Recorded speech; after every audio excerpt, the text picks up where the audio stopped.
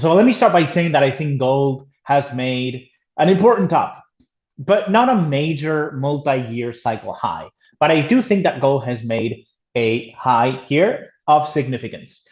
And it's for one simple reason, actually. I don't even have to go into deep cycle analysis for this or even the geocosmic forecasting, even though we do have some high forecasts for late September, which perfectly lines up with a late October forecast because this is for an 18-month cycle, and the margin of error there is about 4 weeks.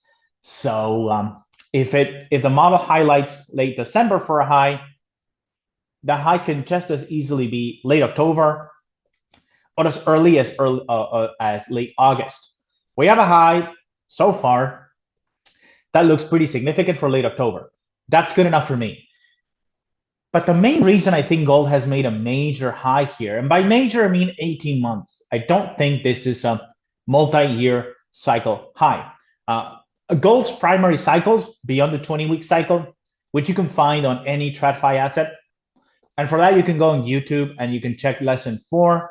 When I go through the S&P, and I do bring up that there's a major 20-week cycle in pretty much any TradFi asset. It's about 100 trading days. You can find it everywhere. Gold is no exception. But beyond that one, the cycles that are most significant on gold are 18 months, which it shares that with the S&P 500, and also 7 years. And it's about 7.5 years, I think. I don't remember that from lesson 4, but it's about 7 years. And then there's a 15-year cycle. So 7 and 15, or 7.5 and 15, 7, 14, principal variation there, less than 1.7, I think that is. The cycle varies a little bit, but it's about 7 to 8 years. The last low that we've seen for that 7-year cycle, and I'm very sure that it's a 7-year low, it's pretty much confirmed by now, was October of 2022, right here. And so if you add 7 years to that, you would not expect the next low until 2029. We're in 2025 now, and the cycle is bullish, which means it should be right translated, meaning the high should take place on the second half and toward the end of that 7-year period. If the low for the next 7-year cycle on gold is expected for 2029, you would not expect the high until at least 2027 and probably 2028. It could even extend beyond that. It could even extend into 2030. The reason for that is there's a lot of potent cycles that are coming to an end in 2032. This is not my work, actually. It comes mostly from Marty Armstrong, who has been talking about 2032 for quite some time. So in reality, personally, even though this 7-year low is scheduled for 2029, I actually think it's going to probably extend into 2032. If it does extend into 2032, then you would not expect a major high on gold until 2030. We're halfway through this decade, the 2020s.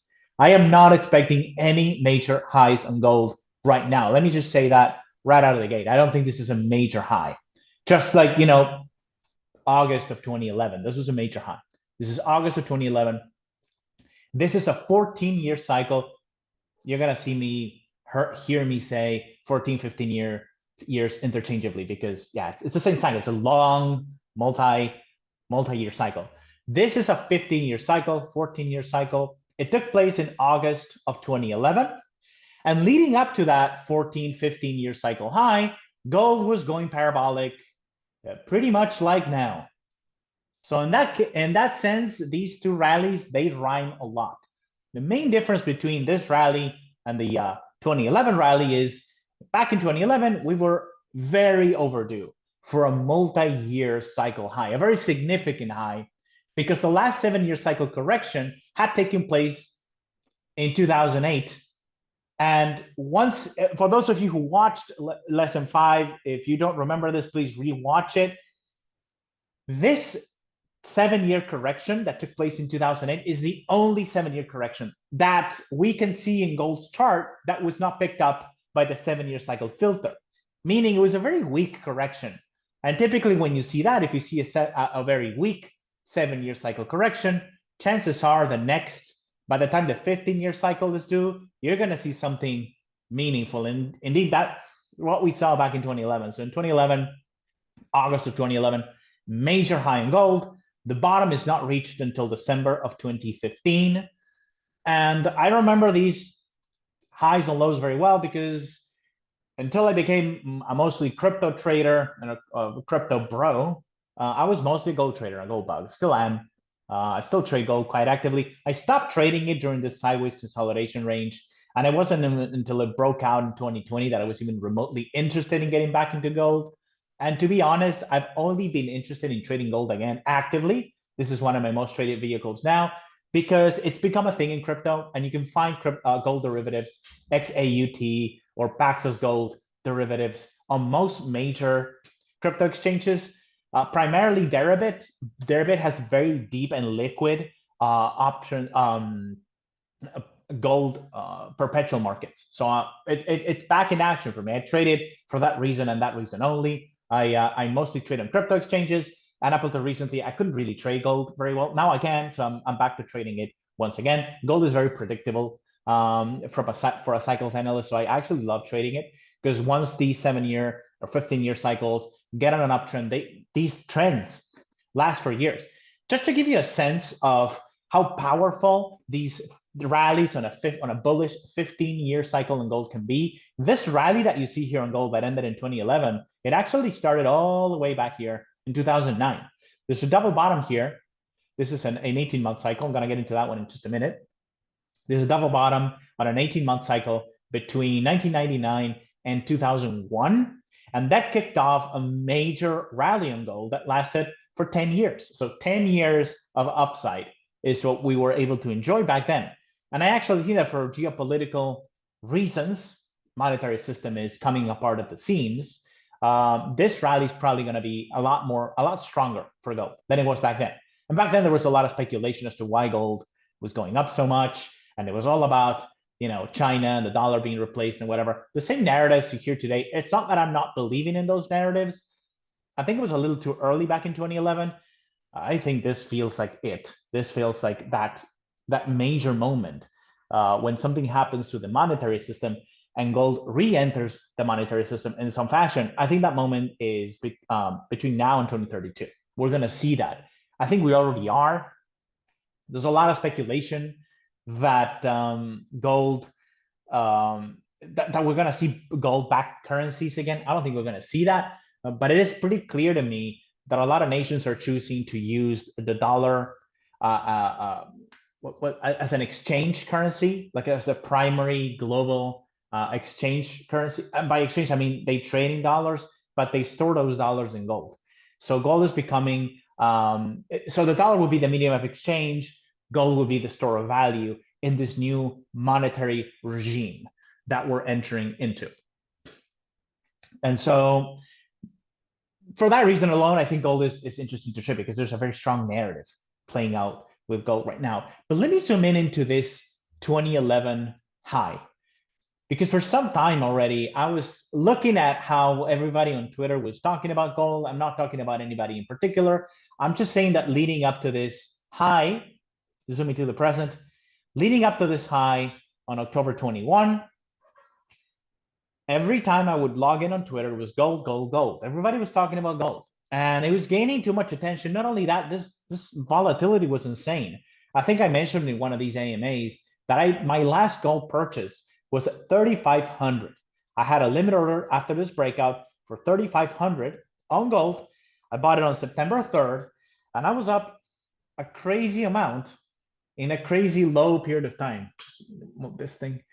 So I don't even know how long it took, but within about a month and a few weeks, I was already up 20%. It doesn't sound like much in the world of crypto, but in gold, that's quite a bit. I mean, I was trading gold leading up to this high. I was trading gold every time it pulled back to this moving average here. This is actually the 20-week cycle FLD. If you don't know what that is, please watch lesson 3. But if you want to know the actual inputs, it's a 25-day moving average. We move this forward by 37 days. You get this line. And during gold uptrends, this line is usually tested or crossed briefly. And once prices move back above, you can just buy that. And you can see that ever since this breakout here in October 2023, every time, there's not been a lot of these trade setups, but every time gold pulls back below this FLD and back above, that's a major buying opportunity. And so all of these trades pretty much work. And you can go all the way back to 2000 and see this type of trade setup work every single time. And notice that it worked here as well. Didn't buy this one because I actually thought if you go and see the forecast for gold, April of 2025 was highlighted as a likely 18 high, 18-month cycle high. And so I didn't actually buy this pullback. I bought it when it broke out for that reason, because I thought gold was overdue for a correction. Turns out we got the correction here. That's a long way of saying that every time gold goes parabolic like this, and you can tell that a market is going parabolic because everybody's talking about it. This is why I brought up Twitter. Everybody's talking about something, and that something looks like it's going vertical, then you're near the end because everybody's buying into it. A lot of people who have no trading experience reached out to me saying they're getting involved in gold. I've seen this picture before and so I thought, okay, I was wrong about this April high, clearly, but I think we're coming up to a major high soon. And the thing about markets that go parabolic, and this is especially true of gold, is that I told myself, next time I see gold drop by more than 4% on any given day, that's it. That's the high. I'm getting out. So I actually got out for 4,200. I think I saw 4,175 was my final exit price from my position. Personally, this is personally what I did. And for the simple reason that I just stayed disciplined. I just said, okay, this is a more than a 4% move. Gold actually fell by 5%, 5.32% on that day. I think this is the biggest down day for gold since 2013. That's what I read. I also saw people mention 2023. I actually looked at 2023. I didn't see any 5% drops for 2023. But let me take you to that August of 2011 high, which is the last time gold went parabolic, in my opinion, like really, truly went parabolic. And what do we see? We see this parabolic uptrend. We see volatility pick up significantly. These 3% moves, 2% move, 3% move, they became normal for a brief period of time. You kind of saw the same thing now in October. Gold was moving more than it usually does. Rarely a good sign. And then you see gold fall by 3.5%. I actually told myself, next time it falls by 3.5%, I'm out. And you can see here that back in August 2011, 3.5% move, followed by a 4.3% move, and that was it. That was the end. That ends the move for a while. Now, back then, we were overdue for a 15-year cycle high, and that's what we got. I'm not calling for the same now. Just because it falls by 5% doesn't mean that a multi-year correction is starting. I don't think that at all. However, I do think that once you see these trends break significantly, that means that a lot of people who came in late and took on a ton of leverage have been liquidated. Kind of sounds like Bitcoin in 10/10, then 10 of this month. But we'll get into that, I'm sure. But that's typically how these vertical moves end. Just one big red candle, and that's the end of it. That's the end of the rally. And that's what we saw in gold recently. Now, again, this doesn't mean the setup or market going vertical, then falling by a lot. That doesn't actually line up with a 7-year high or 15-year high or necessarily any cycle of any magnitude other than a 20-week high, of course. This is obviously a 20-week cycle high.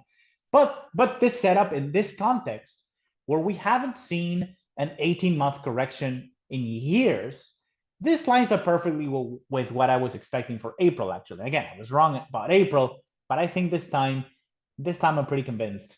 This is an 18-month cycle high, an 18-month cycle high. It's not a 7-year top, it's not a 15-year top, but 18 months is quite significant. And especially since we were this overbought, I would expect this particular 18-month correction to last well into next year. So I think gold is done. I think it's done for a few months. And it's only once people write it off and forget about it, and all these people, these latecomers that were trading gold 2025, like it was the new hot thing. Once those people leave, I'll jump back into the market. Now, what am I expecting? Well, I'm expecting gold to at least pull back to the blue line, the 20-week FLD. But if I'm being honest, let me show you here the filter. for the 18-month cycle on gold. So this black line, let me get rid of this one.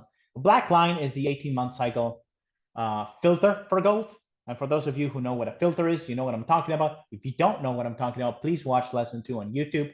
Suffice to say, this black line highlights every high and every low. Well, not every single one. You need to apply some discretion here, but it highlights most of the 18-month turning points in gold. And so I'm showing you here 2020, 2022 through 2023. This is the entire post-COVID correction on gold. This is a 7-year cycle correction within the context of a bullish 15-year cycle. That's what you're watching on the screen. If I zoom out, it's going to make a bit more sense. It's the this is the low. This is the 7-year cycle low. And you can see that within the 7-year cycle, the black line goes up and down several times. This 18-month, the 7-year cycle breaks down into several of these 18-month corrections, and you normally see quite a few of them. But ever since we made the 7-year low here, this is a 7-year low. Let me highlight that. 7-year low. Ever since we saw this 7-year low, we only saw a single, as per our filter, we only saw a single 18-month cycle correction right here. This is all we have seen so far. Let me highlight. There we go. All right. So normally within a 7-year cycle, we see several of these 18-month cycle pauses, but not this time. Well, that speaks to the strength of this particular 7-year cycle, but it doesn't mean the cycle is suddenly gone. The 18-month cycle is still here, and it's very, very unusual to see gold. How should I sell this? How should I say this? Negate it. Like, it's very strange to not see gold's 18-month cycle, and yet since this low here, this is, according to the filter, the last 18-month cycle low and pullback that I can see on this black line took place in October 2023, a very brief 18-month cycle. We have the low on October 22. A year later, which is normal, I actually talk about that on lesson 5. A year later, we saw the last recognizable 18-month cycle low on gold. October of 2023, that was 2 years ago. So this cycle is very overdue. It's quite overdue. It's fine. I mean, you can have this low come in, after 2.5 years. It's fine. Cycles can vary a lot. I don't think I've seen this before though. Maybe if we go back to the 2000s, but I don't think so. I actually think you see this. Yeah, you do see it. You do see it even in this rally from 2001 through 2011. You see a few of these 18-month cycle pauses. Well, you see it disappeared here between 2008 and 2011. So when the uptrend gets really, really strong, you don't see the 18-month cycle anymore. And I think we're going to see it again. So what I'm trying to say is this rally, and the way filters work is you need quite a bit of downside on this particular market for this black line, which is a 100-day moving average, 100 trading day moving average. You need a lot of downside for this thing to register the drop. So we need to see this black line do something like this. We need to see it go up, we need to see it peak, and we need to see it go down. This is going to take a multi-month correction to show up on this black line. This black line requires, by definition, a significant downturn in the price of gold, or a long pause. Notice that this pause here between April and the breakout in September, it didn't register on this filter. So we're looking for more than this. We're looking for more than what we saw earlier this year. And if we turn this one into an FLD right there, we should see gold at least get close to this FLD. It doesn't actually have to, we can go over this here, doesn't actually have to pull back all the way back to this black line. I think during strong uptrends, gold doesn't actually pull back to the 18-month FLD, but it gets close. Notice that here on these pauses that could be identified as 18-month cycle corrections within the context of a bullish 7 and 15-year cycles, gold does actually pull back to it. It doesn't cross below it. I'm not expecting that. Even getting close, as we saw here, that will be good enough. Doesn't actually have to cross below this filter because the uptrend is just that strong.